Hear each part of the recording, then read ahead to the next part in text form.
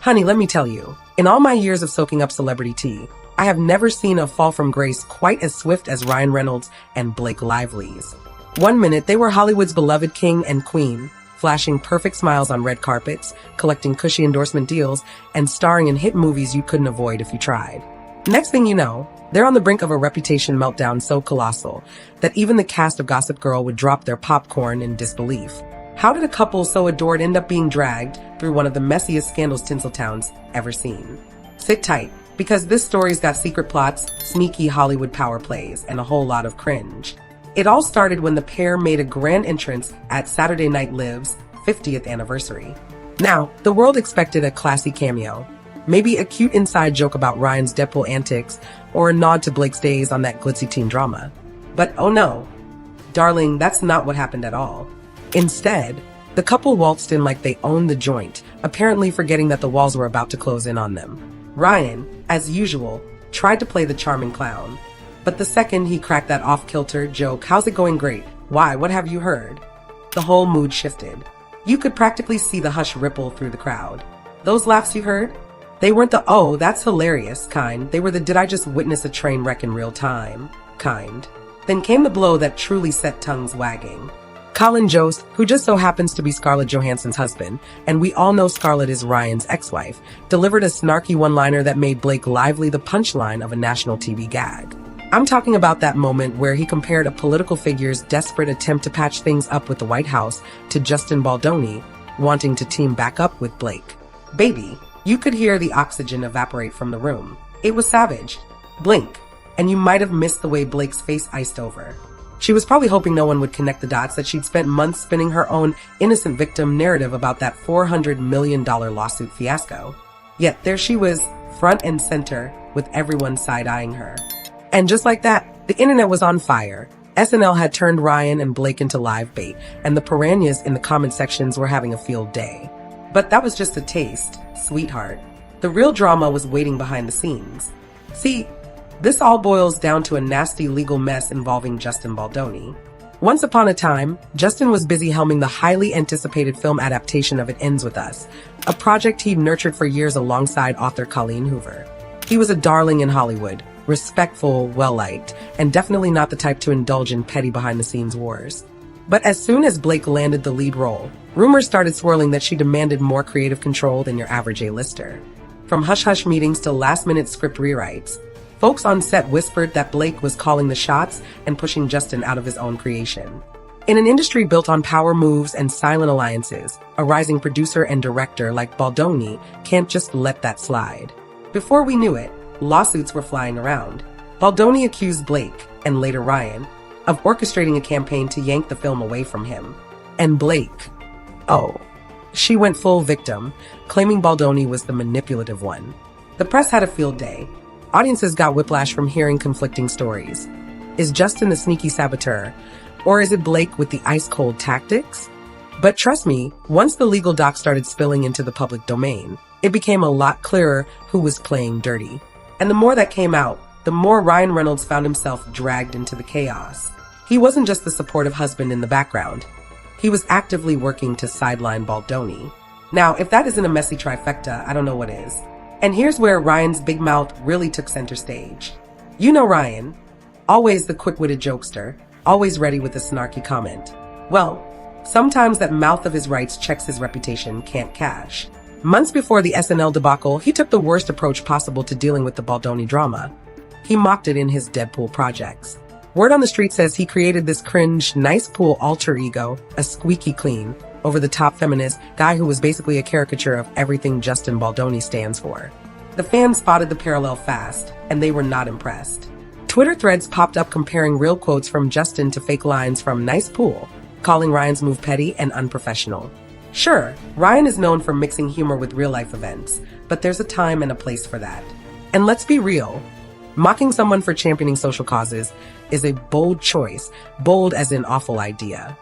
It set off a wave of negative press, with folks wondering how the man behind Mr. Relatable Deadpool could stoop to petty jabs when confronted with a serious lawsuit. Unfortunately, that meltdown was just the start of what would become one of the most embarrassing chapters in Ryan's career. Because while Ryan flailed, Blake only made things worse by letting her true self slip out in the public eye. Now, wasn't Blake once Hollywood's sweetheart? She had that glossy, golden girl image every magazine editor salivated over.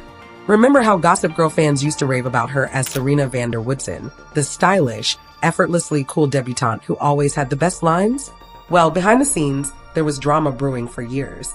Former crew members from various sets started whispering about Blake's controlling tendencies. Some folks mentioned she had an iron grip on creative decisions, making sure everything revolved around her. One Gossip Girl insider even claimed she tried to poison the cast and crew against her co-star Penn Badgley, all because she didn't take to his quieter personality. But the incident that truly set the internet ablaze happened during a press interview in mid-2024, right around the time the Baldoni lawsuit started heating up. The reporter, Kirsty Flahaven, congratulated Blake on her pregnancy, a polite, harmless gesture, you'd think. Blake shot back, "Congrats on your own bump," except Kirsty wasn't pregnant. On top of that, Kirsty had openly discussed her struggles with fertility in the past. Social media basically exploded overnight, calling Blake heartless, self-absorbed, and a total bully. That interview was like the final piece of a puzzle that painted Blake as anything but innocent. She went from being championed for her so-called modern feminism to being dragged for what many saw as nothing more than shallow, orchestrated virtue signaling.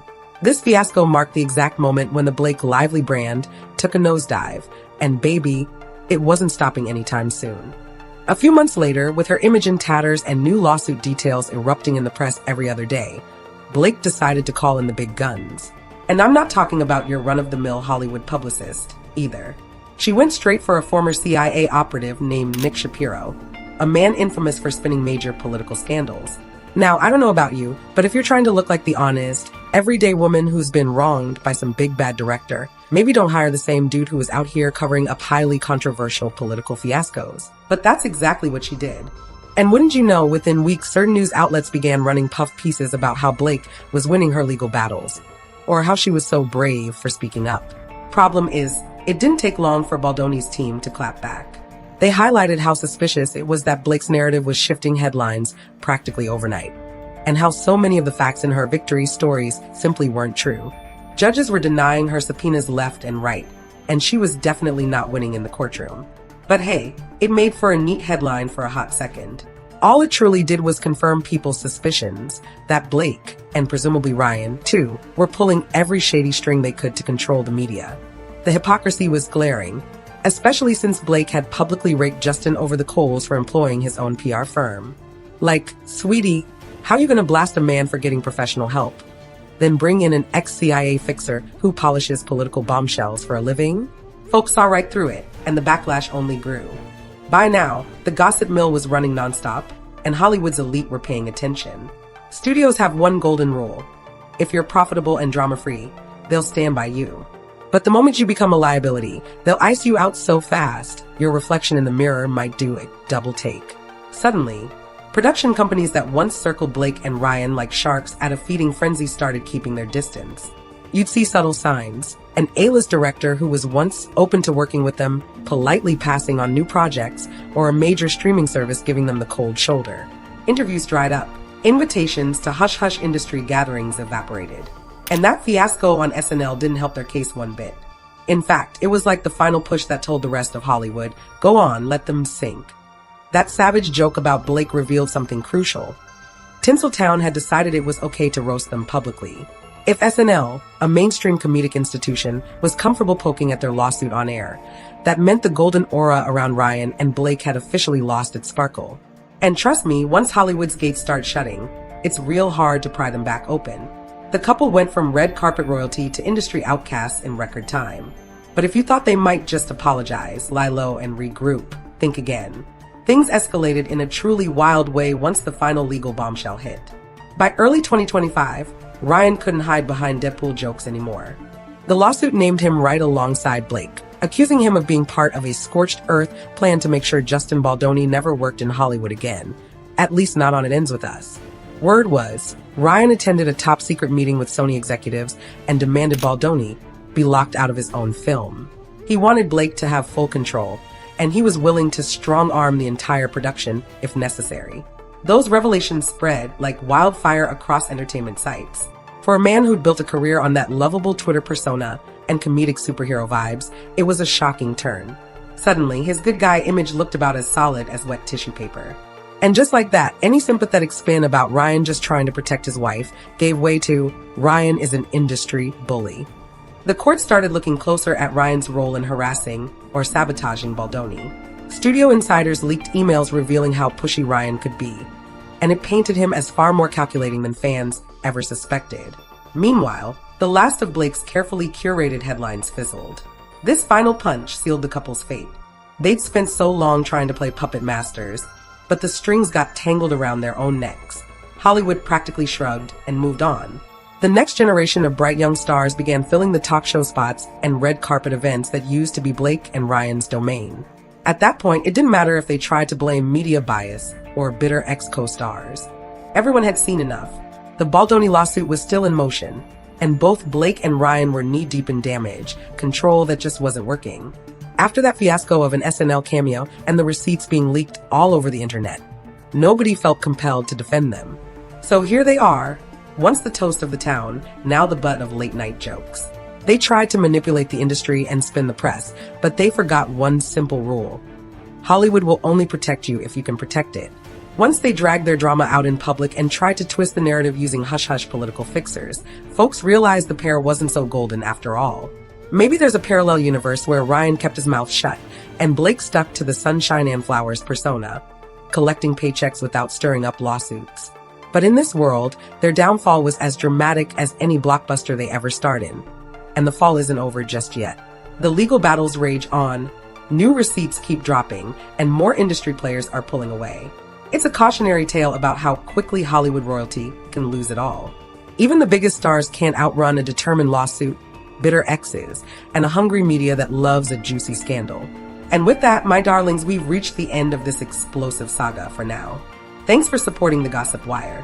If you made it this far in the video, make sure to like and subscribe for more of the hottest celebrity news online.